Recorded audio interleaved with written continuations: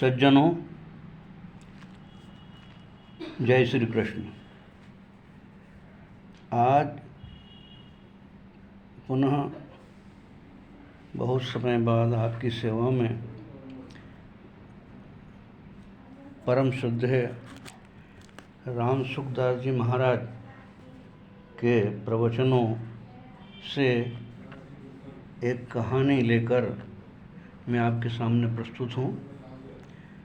कहानी का शीर्षक है आँख और पेट की बीमारी। सभी मनुष्यों में दो तरह की बीमारी है, आँख की बीमारी और पेट की बीमारी। आँख की बीमारी क्या है? इस दुनिया में एक अंधेरा सबकी आँखों में जो छाया, जिसके कारण सूझ पड़े नहीं कौन हूँ मैं, कहाँ से आया। कौन दिशा को जाना मुझको, किसको देख मैं ललचाया। कौन है मालिक इस दुनिया का, किसने रची है यह माया। और पेट की बीमारी क्या है? इस दुनिया में एक कूप है, जिसका पार कोई नहीं पावे। जिसको भरने कारण प्राणी, देश दिगंतर को जावे। दीन भय पर घर में जाकर, सेवा कर कर मर जावे। भजन ध्यान चिंतन ईश्वर का, जिसके कारण बिसरावे। इस विषय में कहानी है। एक वैद्य थे, उनके पास एक रोगी पहुंचा। उसने वैद्य से कहा कि मेरी आँख में बड़ी पीड़ा हो रही है और पेट में भी पीड़ा हो रही है। वैद्य ने उसको लिटाकर उसका पेट देखा और आँख देखी। इतने में एक दूसरा रोगी भी आ गया। उसने भी कहा कि मेरी आँख में और पेट में बड़ी पीड़ा हो रही है। वैद्य ने विचार किया कि यह कैसी हवा चली है, सबको एक ही बीमारी। और ऐसा होता भी है। हम भी जब किसी वैद्य, चिकित्सक या डॉक्टर के पास जाते हैं तो वहाँ पर प्रायः रोगियों की भीड़ मिलती है और डॉक्टर कहता है कि अरे सबको वायरल फीवर हो रहा है।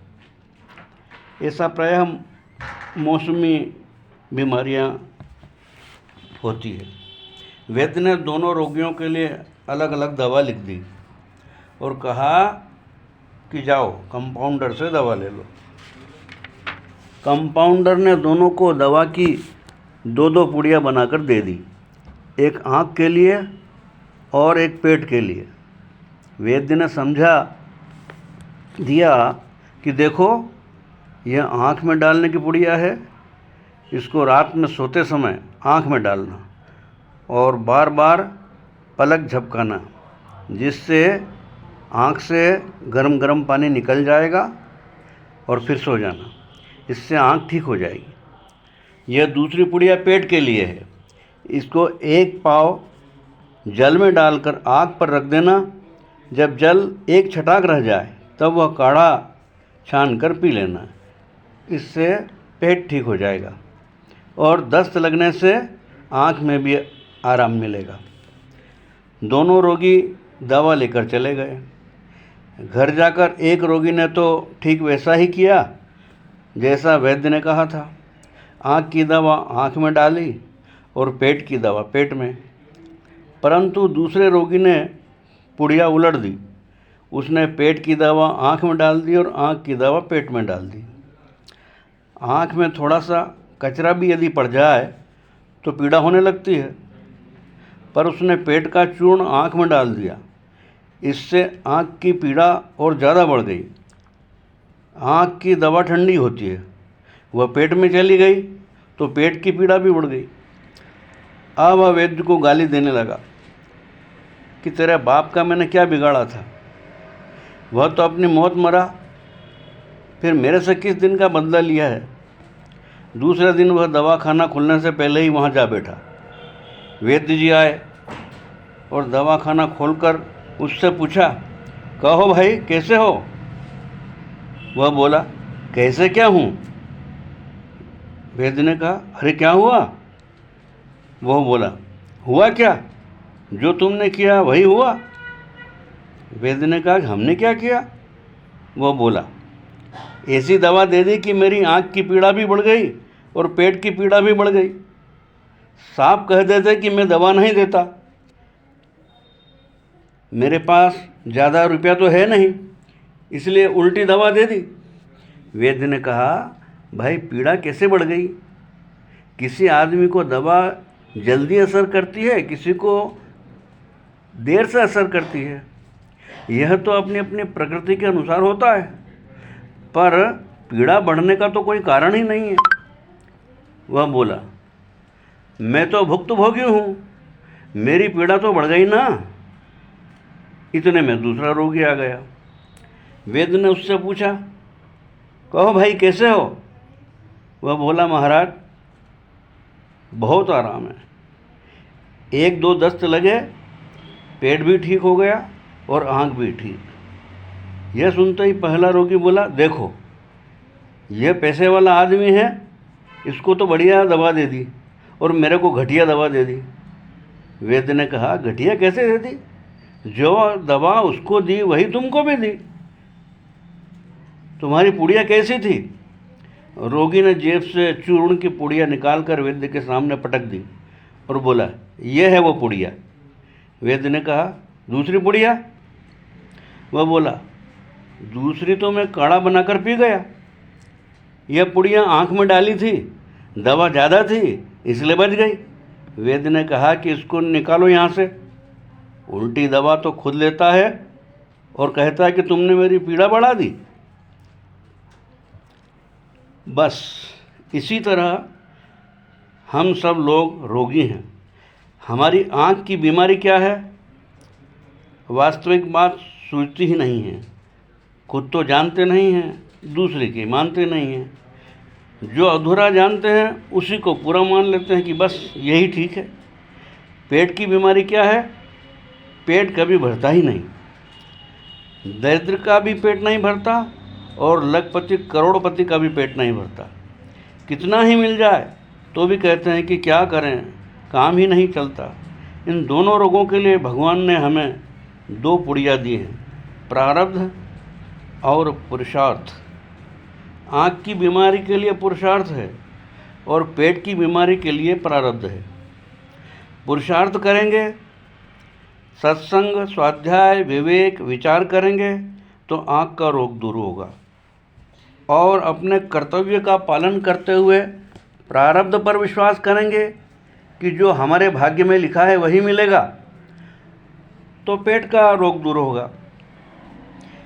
जो नहीं होने वाला है वह होगा नहीं और जो होने वाला है वह होकर ही रहेगा। चिंता रूपी विषय नाश करने वाली इस औषध का पान क्यों न किया जाए? परंतु जो पुड़िया उलट देते हैं, अर्थात आँख के रोग के लिए प्रारब्ध और पेट के रोग के लिए पुरुषार्थ लगा देते हैं, उनके ये दोनों ही रोग बढ़ जाते हैं। ऐसे लोगों से सत्संग, स्वाध्याय, भजन, ध्यान करने के लिए कहा जाए तो वह कहते हैं कि कैसे करें महाराज, हमारे तो भाग्य में ही नहीं है। प्रारब्ध से मिलने वाले धन के लिए रात दिन पुरुषार्थ में लगे रहते हैं। सारा पुरुषार्थ पेट के लिए लगा देते हैं और आँख के लिए कुछ करते नहीं। भगवान का नाम लेने के लिए कहो तो कहते हैं कि नाम कैसे लें, मुख में 100 मन का ताला लगा है, नाम लेना हमारे भाग्य में लिखा ही नहीं है। भगवान की ऐसी मर्जी है, हम क्या करें, हमारा क्या दोष है। अनुकूल या प्रतिकूल परिस्थिति का प्राप्त होना प्रारब्ध के अधीन है और प्राप्त परिस्थिति का सदुपयोग करना पुरुषार्थ के अधीन है।